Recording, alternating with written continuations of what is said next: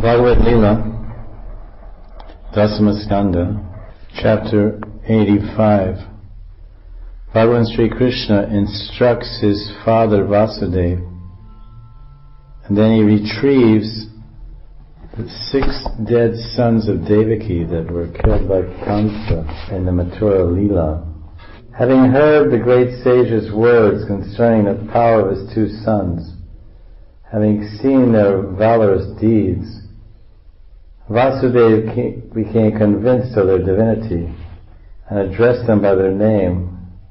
Addressing them by name, he spoke to them as follows: Krishna Krishna Mahayogin Sankarshan Sanatanai Jane Vamasya Yat Shikshat Pradana Purusho Paro.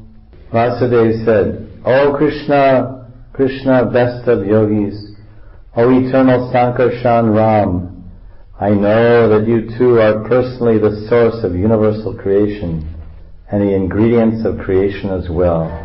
Vishwanath. The father of Krishna, Vasudeva, said, I know you too, Krishna and Balaram, to be the supreme personalities of Godhead, who are superior to the Pradhan and Purusha that cause this universe. Or, I know that you, Vasudeva, and Sankarshan are the 2 original Purushas of the universe who are producing the Pradhan. A little background. It was the custom for Krishna and Balaram to come every day to offer their respects to their father Vasudeva and his various queens in Dwarka. Vasudeva on many occasions had experienced that his sons, Krishna and Balaram, were not ordinary persons. Then when he listened to the sages at Kurukshetra, and they all gathered there, the Vrishnis, the Yadavas, and met the Brijvasis, when he heard their exaltation and glorification of his sons, Vasudeva became intrigued and convinced that his children were not ordinary. And Vasudeva offered so many wonderful prayers to the Lord. And they came before him, understanding that actually his son is God. He started saying, You are the glow of the moon, the brilliance of fire, the radiance of sun, the twinkling of the stars. You are the flashing of lightning, the aroma of the earth, and its sustaining power. You are water, its taste, and you are the capacity to quench a man's thirst and sustain his life. You are the directions and their maintaining capacity, and you are the all-pervading element of ether, and you are the elemental sound residing within it. Om. Om. And you are also the outward expression of speech. You are the power of a man's senses to reveal their objects, as well as the senses, as well as the presiding demigods of the senses, and you give sanction for the living entity's sensual activities. You are the intelligence for decision-making and help the living entities remember. You give that ability of remembrance. Those people who don't understand you are ignorant and remain imprisoned in samskara. They don't know that you are their ultimate designation. Such fools wander in a cycle of karma chakra, and even after they become humans, they remain deluded and waste their lives in sensualization. You bind the whole world with the ropes of mundane affection, and then people think, Aham mameti, this is mine, this is me, and my children and relations and wife, house, country, body, this is mine. I understand, my sons, that you are not our sons, but you are the gods of this very world. You are the creator, Mahavishnu. I know that you have come to this earth, yada yada hi dharmasya glanir bhavati bharata abhittanam sada svijamyam. You've come here to remove the demons and relieve the earth from a burden. Hearing all these prayers, Krishna did not want his jnanic understanding of his son's identity to disturb his parental relationship. So then he comforted him by preaching. Perfectly liberated devotee sees all creatures, moving and non-moving, as qualitatively one with the Supreme Soul, who has manifested himself in a limited variety of forms. They're qualitatively one with their source, God, qualitatively, but quantitatively they are minute, atomic particles of consciousness. Hearing this, Vasudeva was satisfied and fell silent. Devaki then said, "O Ram, O Krishna, I remember that Kamsa killed my children back in Mathura, but I want to see them again." Employing his Yogamaya potency, Krishna went to Sutala to meet with Bali. Bali was overjoyed to receive the lords, and he duly worshipped them, washed their feet, and felt so happy. He held the Lord's feet upon his head and chest and bathed them with his tears. "I offer my obeisances unto you, Lord Ananta and Lord Krishna. Seeing you is a very rare achievement indeed, but when you reveal yourself by your own sweet will, one can easily see you." The ignorant demons became attracted to you and absorbed in anger. Yet demigods, infatuated by goodness, they feel no attraction. Please be merciful to me, so that I can get free from the illusion of family life and take shelter of your feet. With your blessings I will wander the earth as a Paramahamsa, depending on you, Krishna said. Then he described these 6 sons of Devaki, previously born in Swayambhuva Manvantara, as the sons of a great sage named Marichi and his wife Orna. Unfortunately, these 6 sons of the sage Marichi, they once laughed at Lord Brahma for his attempt to enjoy his daughter. By that improper act, these 6 sons were immediately put in the womb of a demon, and they were taken from Hiranyakashipu and then born to Kalanemi's wife. Jiva Goswami explains in text 48, alternate, because the verse says that these 6 demons took birth as the son of Hiranyakashipu in Satyuga. Jiva says, the phrase in verse 48 that these 6 sons of Marichi were condemned and died and then were reborn, saying as the sons of Hiranyakashipu, means they were born as his sons in another kalpa. He also mentions Kalanemi as the son of Hiranyakashipu. But the Bhagavatam only mentions 4 sons and not him. The translator has put him as the son of Hiranyaksha. The Vaishnavavidan mentions him as the son of Hiranyakashipu. Others say that Kalanemi was the son of Virochan, the son of Prahlad, who was the grandson of Hiranyakashipu. So what is the conclusion? Who is right? Yogamaya made the 6 offensive sons of Marichi pass through one more life as children of another great demon, Kalanemi, and then she finally transferred them to the womb of Devaki. Devaki lamented for her sons, while Bali, the most glorious of Krishna's bhaktas, was happy to see the Lord. He pointed them out individually with his forefinger. The idea is that Bali Maharaj brought the sons there to be seen by Krishna.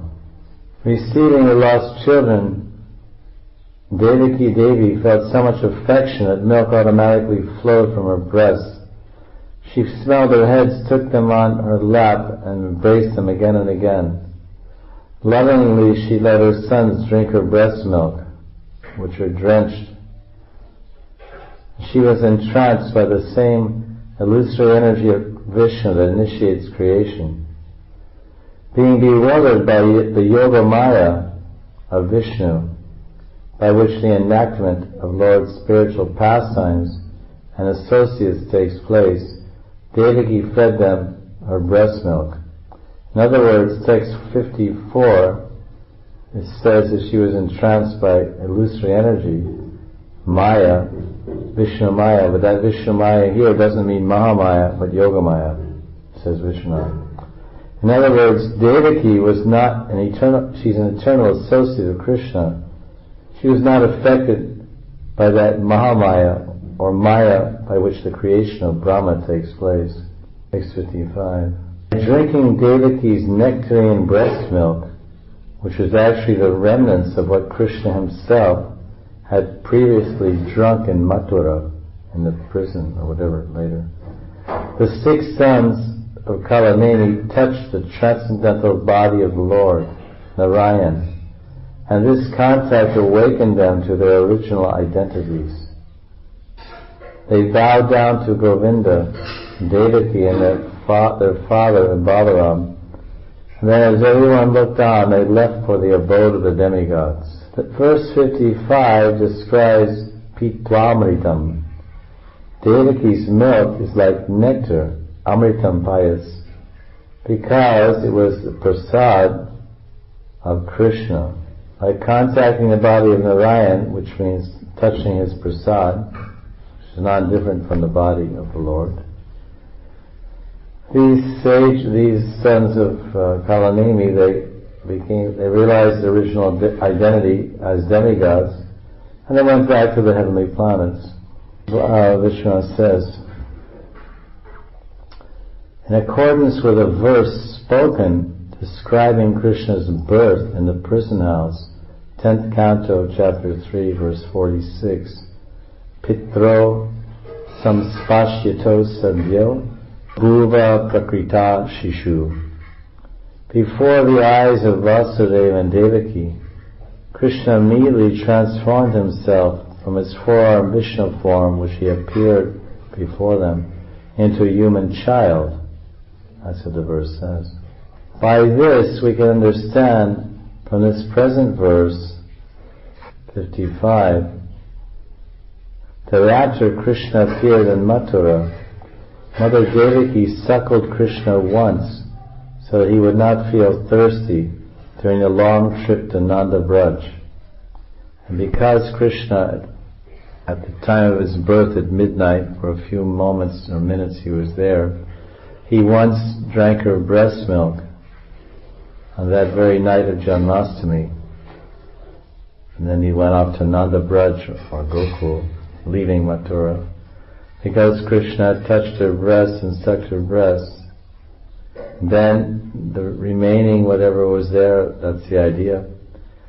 So this verse, Sukadeva says, her milk is Amritam Payas. It's like nectar because Krishna's prasadam, his remnants are nectarian. And he's like, when you touch Krishna prasad, you're actually touching. Because the verse is saying that by drinking Devaki's breast milk, the remnants of Krishna himself, which means Krishna's prasad, Mahaprasad, she himself had previously drunk, the 6 sons of Kalaneni, by that action of drinking her breast milk, they touched the transcendental body of the Lord. Verse 55 says, Narayan Anga Samsparsha.